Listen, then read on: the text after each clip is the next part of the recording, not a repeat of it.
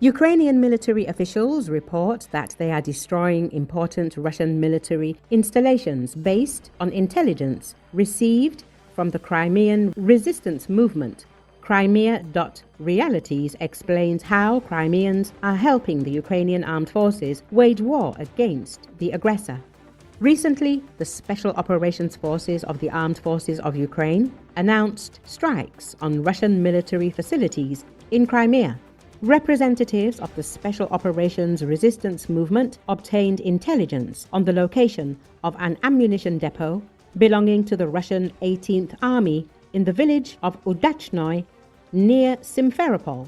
Subsequent special reconnaissance confirmed the location of the enemy arsenal, the statement reads. As a result, the ammunition depot was hit by Special Forces drones. The report notes that the Special Operations Forces received intelligence from Crimean resistance movement members. This indicates cooperation with local agents assisting in attacks on enemy military targets. Ukrainian media often refer to all volunteers who assist the Ukrainian Armed Forces as partisans, but perhaps only members of the Atesh movement fit this definition. The Partisan movement was formed in 2022 and operates in annexed Crimea, the occupied territories of Ukraine and Russia. In its manifesto, Atesh declares its struggle for the freedom and independence of Ukraine. Initially, the movement's core consisted of Ukrainians and Crimean Tatars, but its membership subsequently expanded significantly. The word Atesh means fire in Crimean Tatar.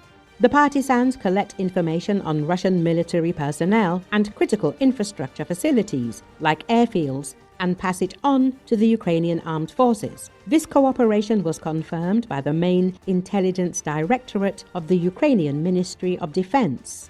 Atesh claimed responsibility for a number of violent incidents. The deaths of Russian servicemen in hospitals in Sevastopol and Simferopol in October 2022. The murder of Kirill Stremousov in November 2022. The assassination attempt on the deputy head of Nova Kakhovka in March 2023.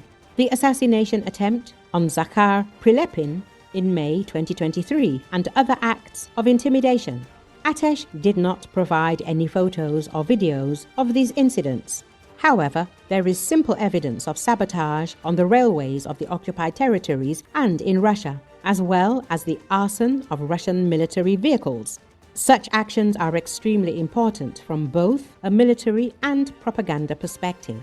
Sabotage on the railway disrupts the supply of weapons and equipment, fuel and lubricants, and everything necessary to support military operations to the front. Meanwhile, Crimeans see that Ukraine is fighting for Crimea not only outside its borders but also within the peninsula. A Crimean military expert, a former Ukrainian officer, and a lieutenant colonel in the Ukrainian Armed Forces Reserve commented anonymously to Crim.Realities.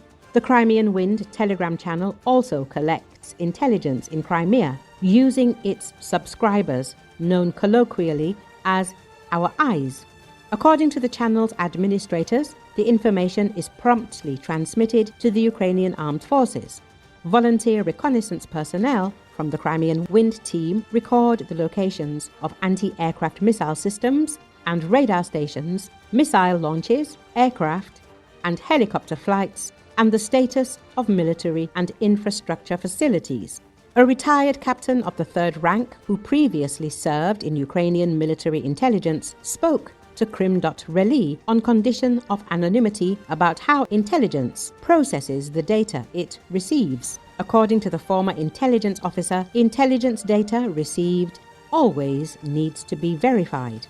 For intelligence information to be considered 100% reliable, it must be obtained from several unrelated intelligence sources or verified through other intelligence methods, satellite, electronic, and the like, says the reserve officer. As an example, he cites a hypothetical message from a source in Crimea about the location of an anti-aircraft missile system near a certain settlement with or without a photograph or this object. Russian security forces are seriously targeting the Ukrainian underground in annexed Crimea, and there is simple evidence of this. Specifically, they are creating fake, supposedly pro-Ukrainian Telegram channels or completely fake ones that imitate genuine ones.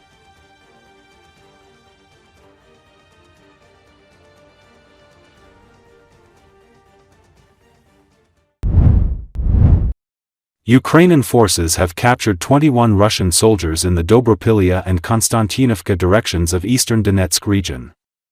The operation has been carried out by the 1st Corps of Ukraine's Azov National Guard.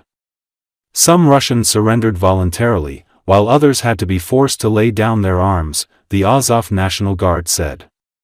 Video footage of the captured Russian soldiers has been shared in social media. The video shows the servicemen introduce themselves. At the end, the servicemen thanked Ukrainian troops for their good treatment. We, the servicemen of the Russian Federation, extend our gratitude to the Ukrainian servicemen for keeping us alive and for treating us in line with the Geneva Convention, one of the soldiers said while speaking on behalf of other hostages. Then the Russian hostages were taken away from the area in a vehicle. Situation remains tense in Donetsk region where Russian troops have been pushing deeper into Pokrovsk and Kupiansk cities.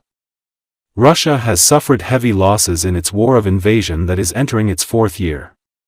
Ukrainian troops are holding ground despite Russian offensive.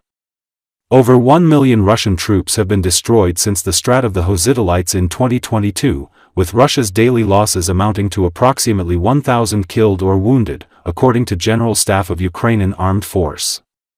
A large-scale prisoner exchange -1000 for 1,000 between Ukraine and Russia in May 2025 saw hundreds of soldiers and civilians freed on both sides.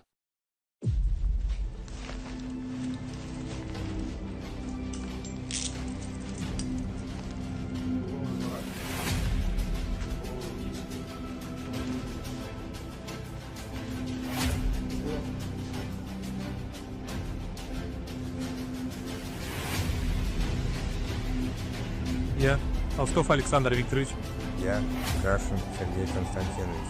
Боев Александр Анатольевич. Тарвердов Абрам Яковлевич. Лысенко Александр Сергеевич. Гол, Амбай, Елизоодович. Макарев Олег Владимирович. Шмелев Евгений Сергеевич. Беляков Сергей Сергеевич. Я Челянов Кирилл Олегович. Я Буин Владимир Вячеславович. Хмелев Александр Юрьевич. Толмачев Виктор Андреевич. Сухлин Александр Алексеевич. Цветков Иван Дольевич. Меликов Мурат Расимаглов. Демодорова Максим Михайлович. Кулаков Владислав Викторович. Соловьев Дмитрий Геннадьевич. Токарев Илья Николаевич. Николаев Вячеслав Игоревич. Мы, военнослужащие армии Российской Федерации, выражаем благодарность украинским военнослужащим за сохраненные жизни и обращение с нами согласно условиям Женевской конвенции.